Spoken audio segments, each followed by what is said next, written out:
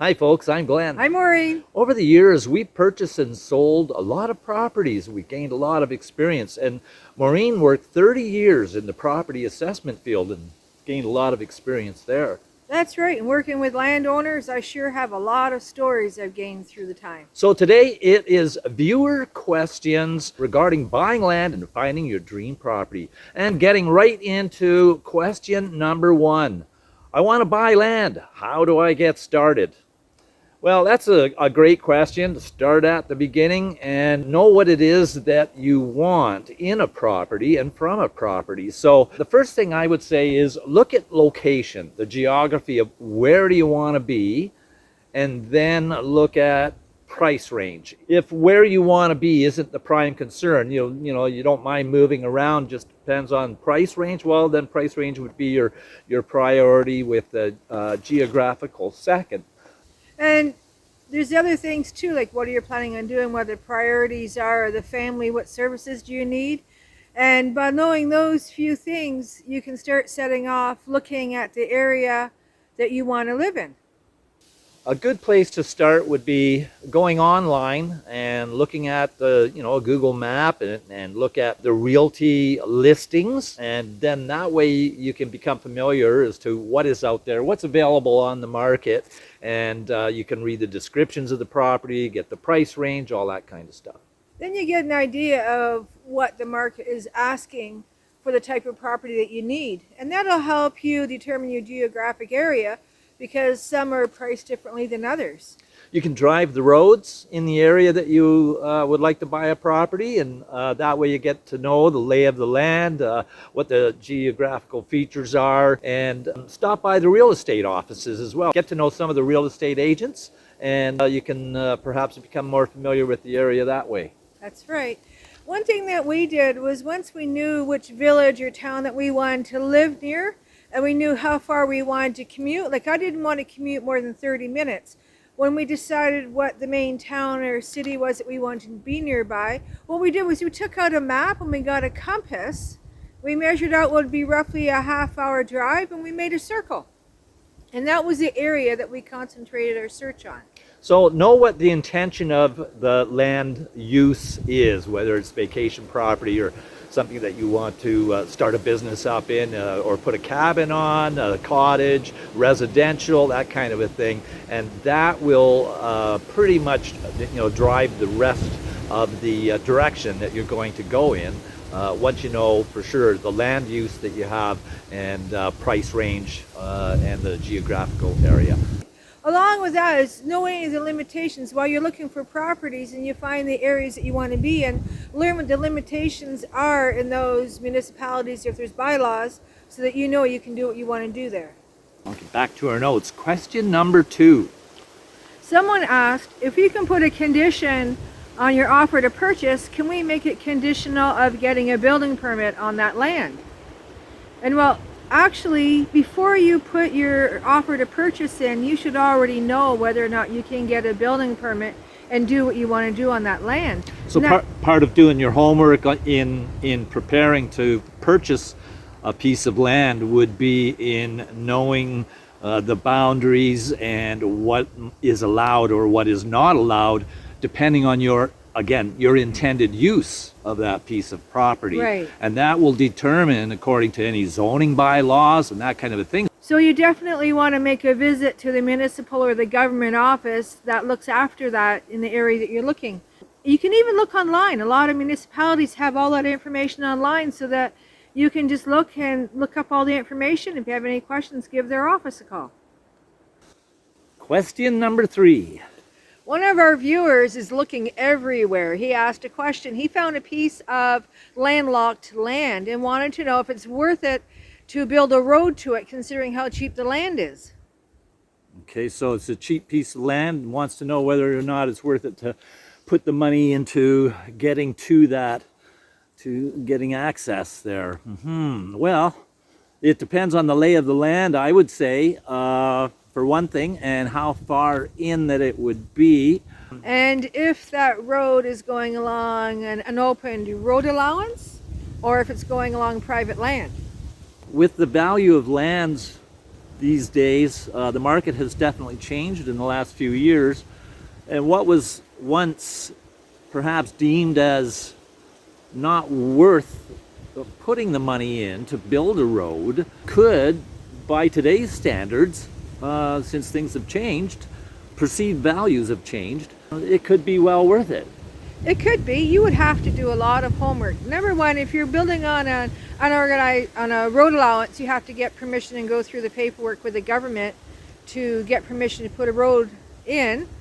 And if it's private land, then you have to go through all the legal process of getting a right-of-way. Or if the road's already marked in and it's ready to go, and all you have to do is actually gain access, with your equipment, tree removal and fill and all of that kind of stuff, and put a road in. Again, it could be worthwhile. However, not only has the land prices and whatnot changed and values have changed, but also the prices of aggregate have changed as well. So I mean, you're going to pay more now for putting a road in than what you would 2 or 3 years ago. Definitely something worthwhile looking into, but doing all your homework. And talking about roads, just because a road is plowed in the winter does not mean that's necessarily a year-round road. Some people take upon themselves to plow their roads because they live on a seasonal road. So you really need to be careful. Check with the municipality or someone in the area, the roads board, and check to make sure that the road you're looking at really is a year-round road. As you drive the roads, sometimes you'll see that there are posted signs, private road, and there may be several residences, cottages, whatever, on that road. And if you're, perhaps purchasing one of those properties and you see that the road is plowed, that doesn't necessarily mean that it's going to be plowed all winter long, or that the administration of the township takes care of that. The roads board doesn't necessarily mean that they do automatically. So you do have to check. And then there are, as Maureen said, seasonal roads where it looks great in the summer, but maybe it's not even maintained at all in the winter. And there are places, depending on the township, there may be bylaws where you are not allowed to drop your snowplow as you go down those roads and then keep them open for yourself, depending on where you are, right? Right. In one of our earlier videos, we were talking about road allowances and roads, and we had mentioned opened road allowances, closed road allowances, and someone asked us to define what an open road allowance is. And that's when you look in Ontario, when you look at the maps for the municipalities, you'll see road allowances, and those were all surveyed way back years and years ago, and some of those are open where there is a road there. So some of those roads on the maps are developed, which means you can drive down the road to the property. Others aren't developed yet. There are ones where if you want to use that road, you would have to ask permission and put your own road in. So an open road allowance is a developed road allowance within a given township. Right.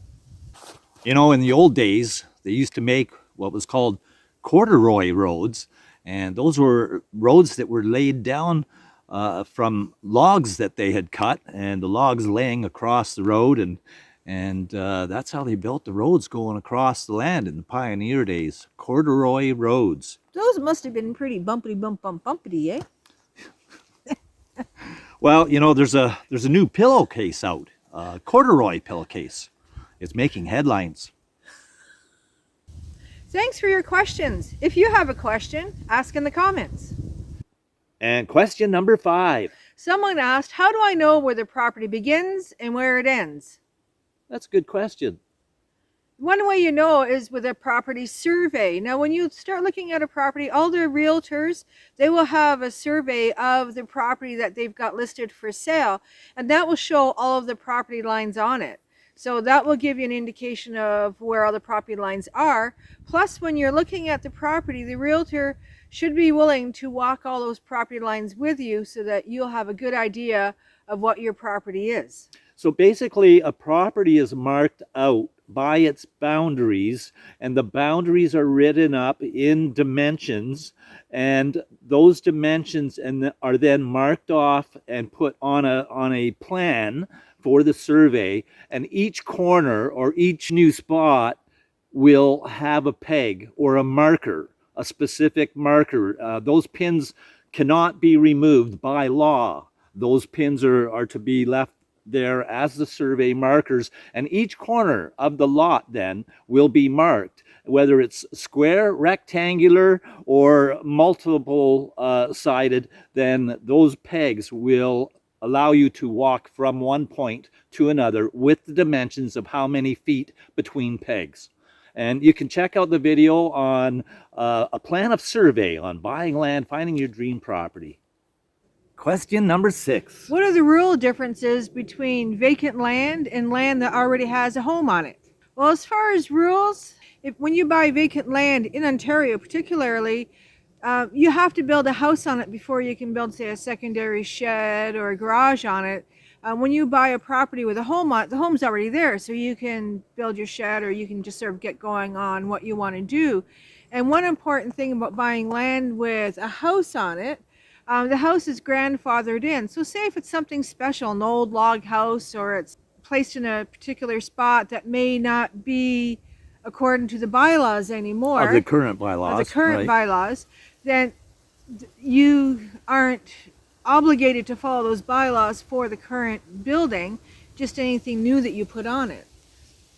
So sometimes you can get a house that you couldn't build today, but they could build a long time ago. So by keeping that structure where it is and then adding on to that structure, you can then kind of skirt around some other rules. Yeah, skirting is not really skirting around, but there's some kind of loopholes or rules that allow you to do what you want. And a good example is I had met a person who bought a piece of property in town, and his intention was he wanted that location. So he thought, okay, I'm going to buy that lot, and all the lots in those areas were too small to build on, any of the vacant lots. This lot had an old house on it, and if he had bought one of the vacant lots, he couldn't have built a house. But because there was an old house, he was able to renovate it, add on, and do what he wanted with it. So there was a big advantage to him buying a small lot with a house on it, as opposed to a small lot. It seems to me that guy wanted to actually demolish and flatten his house completely to rebuild a brand new place there. Yeah. And he was prohibited from doing that. So what happened, luckily to him, he asked questions. He said, okay, I want to demolish this building and build a new one. And they said, oh no, if you demolish this house, it makes the land vacant. So you can't put a new house on that lot because it's too small when it's vacant. But you could renovate the old house. So instead of getting a demolition permit and a permit for a new house, he got a permit to do a renovation and addition. And it turned out great too, I must say. Yeah. If you have a question, put them in the comments. Question number 7. In a previous video, we had talked about having inspections done when you purchase a property, like a home inspection. And we also talked about having an inspection done by the tradespeople, like an electrician or a plumber.